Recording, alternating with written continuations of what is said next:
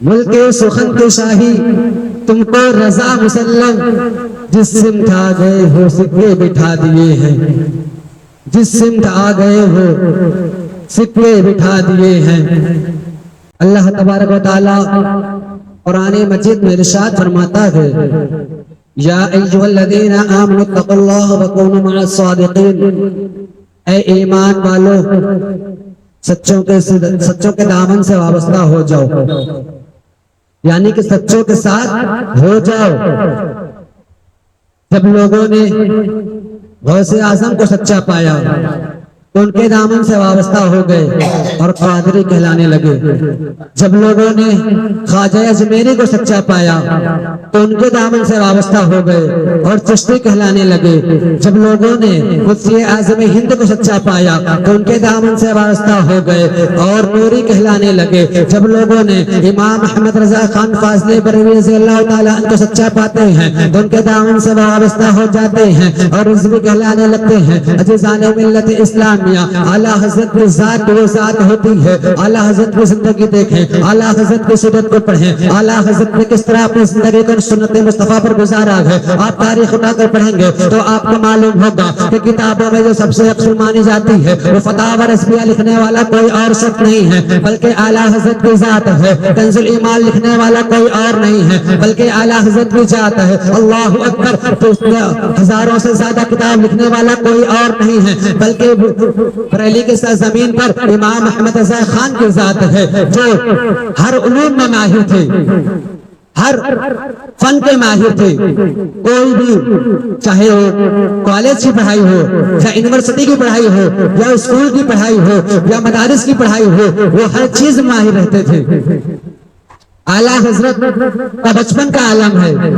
जब आला हजरत को आपके दादा जान पढ़ाने के लिए लेकर जाते हैं, उस्ताद के पास जाते हैं तो कुरान मजीद में एक जगह तरतीब से गलती हो गई। तरतीब कहते हैं लिखने वाले को, नकल करने वाला। कुरान तो कोई इंसान लिख नहीं सकता, कुरान तो आसमानी है, वो तो हमारे आका पर नाज़िल हुई थी। आका को महराज में तोहफे के तौर पर दिया गया था, वो कुरान है। वो कुरान पढ़ने के लिए जब उस्ताद एक जगह पढ़ा रहे थे, वहां जबर था पर जेर पढ़ा रहे थे, आला हज़रत मुंह नहीं खोल रहे थे, आला हज़रत नहीं पढ़ रहे थे। तो उस्ताद ने कहा बेटा पढ़ो, लेकिन आला हज़रत नहीं बोल रहे थे। फिर उसके दादा जान के पास शिकायत पहुंचती है, उनके दादा जान कहते हैं, अरे बेटा अहमद रजा तुम बोलते क्यों नहीं हो, तुम्हारे उस्ताद तुम्हें पढ़ा रहे हैं, तुम क्यों नहीं पढ़ते हो। तो आला हज़रत कहते हैं दादा जान मैं कैसे पढ़ूं, तरतीब से गलती हुई है। वही गलती उस्ताद भी कर रहे हैं, वही गलती कारी साहब भी कर रहे हैं। तरतीब ने लिखने में गलती किया था तो कारी साहब पढ़ाने में गलती कर रहे हैं। यहाँ ज़ेर नहीं बल्कि ज़बर है। अल्लाहु अकबर। ये बचपन का आलम है जिसकी तकरीबन आपकी उम्र 5 से 6 साल की है। अल्लाहु अकबर। सरकार आला हज़रत की जिंदगी को देखें कि बचपन के आलम में उनको कितना इल्म था कि कुरान को ज़बर ज़ेर को पहचान लिया था कि कुरान में ज़बर कहाँ है, ज़ेर कहाँ है। अल्लाहु अकबर। आला हज़रत की शान देखे। जो लोग आज पीर की उम्रीदी की बात करते हैं कि मेरा पीर ऐसा होता है, मेरा पीर वैसा होता है, मैं कहता हूँ ऐ लोगों, दुनिया के पीरों के चक्कर में नहीं आना। दुनिया के पीरों के चक्कर में तुम अगर पड़ोगे तो तुम दुनिया भी तुम्हारी बर्बाद होगी, आखिरत भी बर्बाद हो जाएगी। क्योंकि दुनिया का पीर तुम्हें सिर्फ लूटने का काम करता है। वो पीर यही सोचता है आज के पीर कैसे तुम्हें मिलेंगे। मैं बताता चलूं, जो 10 उंगलियों में अंगूठी पहनने वाले अपने आप को पीर कहते हैं, गले में 50 माले लटकाने वाले अपने आप को पीर कहते हैं, नमाज एक वक्त की ना अदा करने वाले अपने आप को पीर कहते हैं, नमाज हर बार छोड़ने वाले अपने आप को पीर कहते हैं। और क्या कहते हैं जब पूछा जाए कि हुजूर आप नमाज नहीं पढ़े, पीर साहब आप नमाज नहीं अदा किया, तो पीर जवाब क्या देता है, तुम्हें मालूम नहीं है मैं मस्जिद हराम में नमाज पढ़ता हूँ, मैं खाने काबा में नमाज पढ़ता हूँ। अल्लाहु अकबर। जिसने को अपने नमाज का ख्याल ना रहा, अपने जगह पर बैठ करके पीढ़ियों में और दिक्कों में दम लगाता रहा, चिल्लम पीता रहा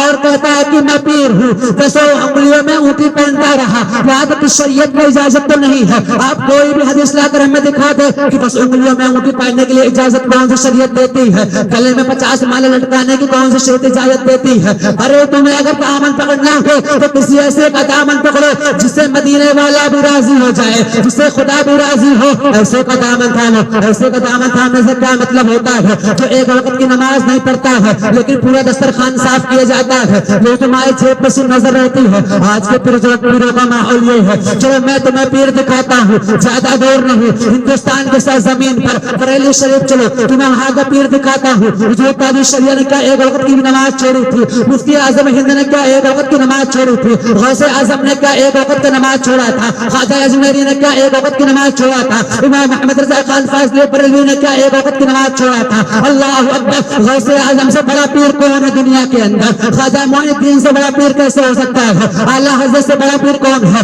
जो आला हजरत हिंदुस्तान में रहते थे, आला हजरत ने कभी नमाज नहीं छोड़ा और ये कह रहा है कि मैं खाने काबा में नमाज पढ़ता हूँ, मैं मस्जिद हराम में नमाज पढ़ता हूँ। अल्लाह अकबर। एक पीर अपने मुरीद के घर जाते हैं, वो लेकर गया और अपने बीवी से कहा कि इंतजाम कर दो, हमारे पीर साहब आए हुए हैं, दस्तरखान लगा दो। 2 से 3 रोज रहा। बीवी ने अपने शोहर से कहा, ओ जी किसे लेकर आ गए? ये तो एक टाइम का सजदा ही नहीं करता, नमाज ही नहीं पढ़ता है, कैसा तुम्हारा पीर है? तो आदमी कहने लगा, ए चुप रे, तुझे नहीं पता, मेरा पीर खाने काबा में नमाज पढ़ता होगी। अल्लाह अकबर। औरत ने सोचा पढ़ते होंगे तसव्वुर में। फिर पीर अभी का मक्कार ना था, बैठे बैठे कर तो मुरीद ने पूछा क्या हुआ हुजूर? तो पीर कहता है खाने काबा में कुत्ता जा रहा था, मैं उसे भगा रहा हूं। किसने खाने काबा में कुत्ता देखा है आज तक? इतनी वीडियो देखे हैं, तो वहां तक तो हाजिर नसीब नहीं हुई है, और वीडियो तो आती रहती हैं। किसी ने खाने काबा में कुत्ता देखा या किसी ने मस्जिद गुम्बद खजरा के पास कुत्ता देखा? किसी ने नहीं देखा। तो औरत समझ गई कि ये कोई पीर नहीं है, बल्कि ये लुटेरू पीर है, इसका खुद का ईमान नहीं है। जब दोपहर का खाना औरत लगाती है तो सब्जी जो रहती है चावल के नीचे मूंग दिया करती है और कहती है जाओ खाना दे करके आ जाओ। मुरीद आता है, दस्तरखान पे खाना रख देता है और कहता है हुजूर खाना शुरू करें। पीर ने कुछ जवाब नहीं दिया।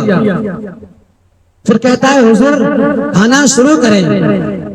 इतने में पीर भी बेगैरती से बोला, ओ भाई सब्जी वब्जी तो लेकर आओ, सूखा कैसे खाया जाएगा? जैसे उसने कहा तो वो अपने बेगम को आवाज देता है, कहता है कि पीर साहब बोल रहे हैं कि कोई सब्जी वब्जी तो लेकर आओ। तो अब जब औरत बाहर आई है तो खाली हाथ नहीं आई है, बल्कि एक हाथ में बेलन, दूसरे हाथ में झाड़ू लेकर के आई है और उसे मार कर कहती है, अबे खमबख्त, तुझे खाने काबा का कुत्ता दिख गया लेकिन चावल के नीचे रखी हुई सब्जी नहीं दिखी। अल्लाह अकबर।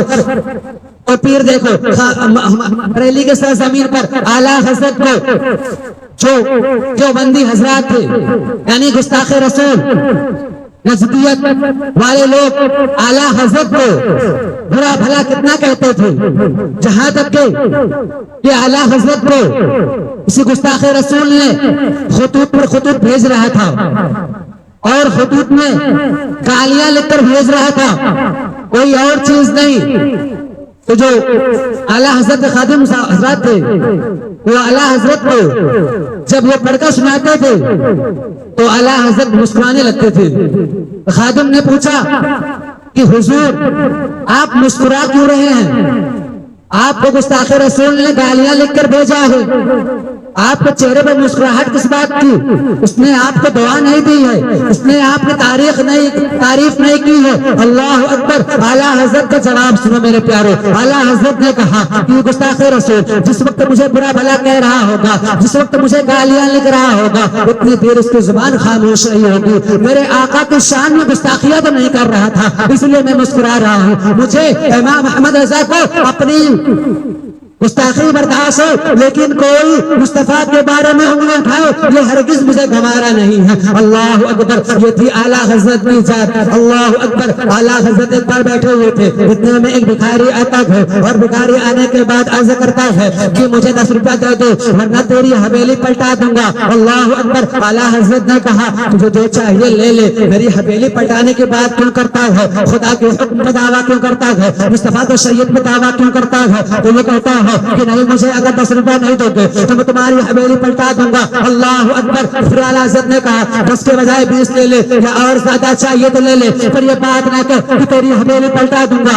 अल्लाह अकबर। इतने में इमाम अहमद रजा खान की वालिदा अंदर से आवाज देती है, अरे बेटा इमाम अहमद रजा भिखारियों से मुंह नहीं लगा करते हैं। अल्लाह अकबर। आला हज़रत ने कहा अम्मी जान में से मुंह नहीं लग रहा हूँ, लेकिन ये मेरे आका की शान में तौहीन कर रहा है, ये सीरत मुस्तफा से गुस्ताखिया कर रहा है, ये हमारी हवेली पलटाने की बात कर रहा है, ये आका के हुक्म को टाल रहा है, इसलिए मैं इसे बर्दाश्त नहीं कर सकता। अल्लाह अकबर। इतने में मुस्तफा रजा खां छत पर थे, छत से नीचे गिरते हैं। अल्लाह अकबर। लेकिन आला हज़रत अपनी जगह से नहीं हिले। मुस्तफा खां रजा नीचे से उठते हैं, अपने कपड़े को झाड़ते हैं, कपड़े को झाड़ने के बाद फिर आकर कहते हैं बाबा जान मुझे चोट नहीं लगी है, मुझे कुछ नहीं हुआ है। अल्लाह अकबर। इतने में आपकी वालिदा कहती है अहमद रजा मुस्तफा रजा खां छत से नीचे गिर गए हैं, अल्लाह अकबर जाकर देख लो कि उसे चोट तो नहीं लगी है। तो इमाम अहमद रजा खान का जवाब देते हैं वालिदा अगर एक नहीं 10 मुस्तफा रजा खां अगर होते तो मैं मुस्तफा के नाम पे कुर्बान कर देता,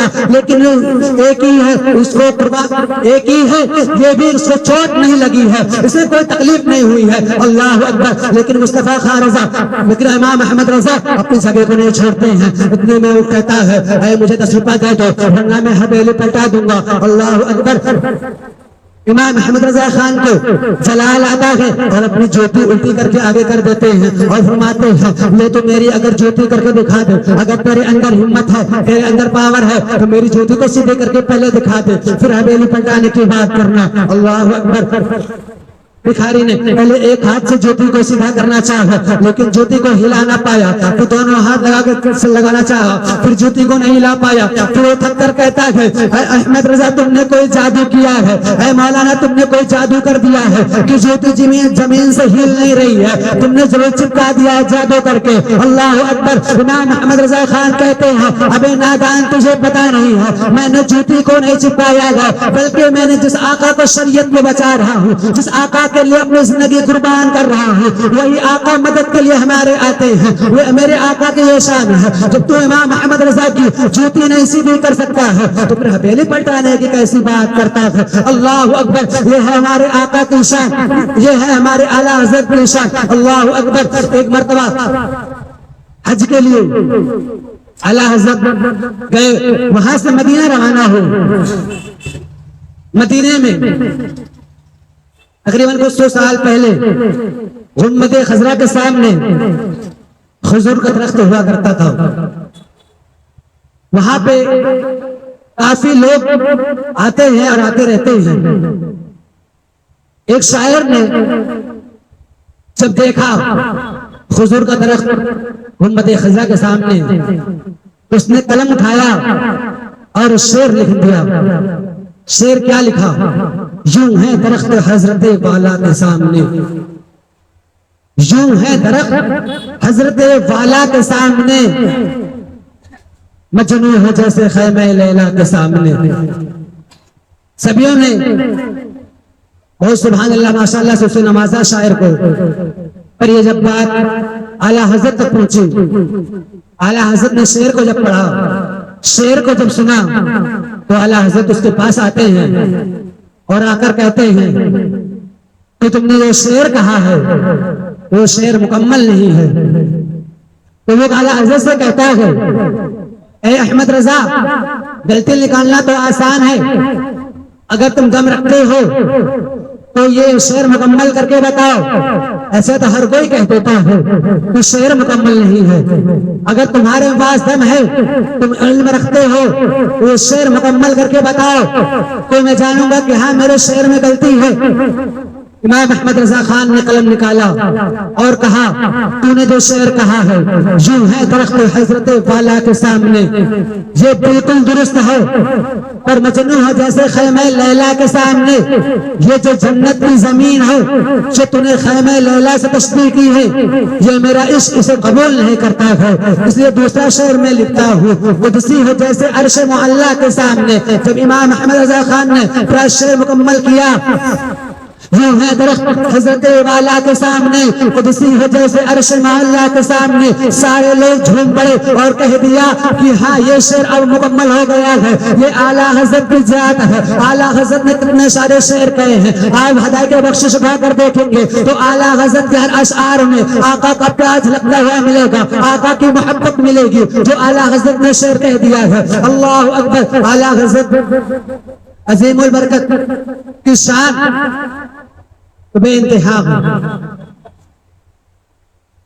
आला हजरत को हम यूं ही नहीं मानते हैं, आला हजरत ने हमारे ईमान की हिफाजत की है, हमारे इस्लाम को बचाया है।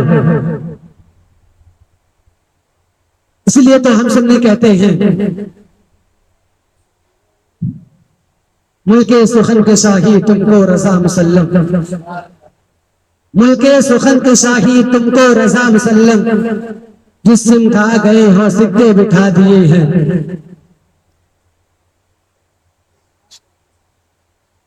जिसाने मिल्लत इस्लामिया आला हजरत किसी आम शख्सियत का नाम नहीं है, किसी आम मौलवी का नाम नहीं है, या किसी आम मुफ्ती या मुफक्किर का नाम नहीं है, बल्कि आला हजरत उस जात के नाम है जिन्होंने अपने कलम से देवबंदियत का सर कलम कर दिया, अपने ही कलम से देवबंदियत का जनाजा निकाल दिया। उस शख्सियत का नाम आला हजरत है। और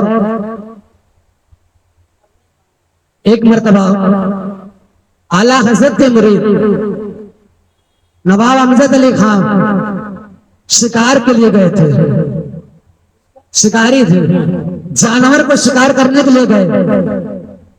तो जब नवाब अमजद अली खान तीर चलाते हैं, गालिबन गोली मारते थे, तो वो हिरन के ऊपर निशान लगाते हैं, पर उनका निशाना चूक कर किसी आदमी को लग जाता था।